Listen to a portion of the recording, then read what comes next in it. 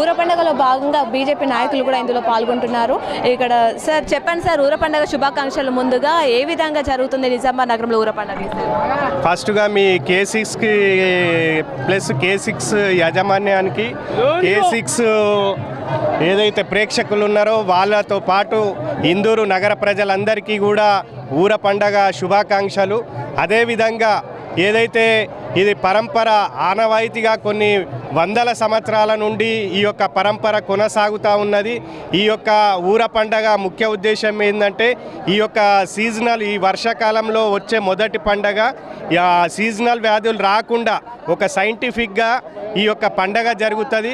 ఈ యొక్క ఊర పండగ సందర్భంగా మరి ఈ ఇందూరు నగర ప్రజలే కాకుండా జిల్లా ప్రజలందరూ కూడా సుభిక్షంగా ఉండాలని, మరి పాడి పంటలు మంచిగా వండాలని, వర్షాలు పుష్కలంగా సమృద్ధిగా వర్షాలు పడి పాడి పంటలన్నీ కూడా మంచిగా పండాలని చెప్పేసి కూడా కోరుకుంటా ఉన్నాము. Okay sir, thank you.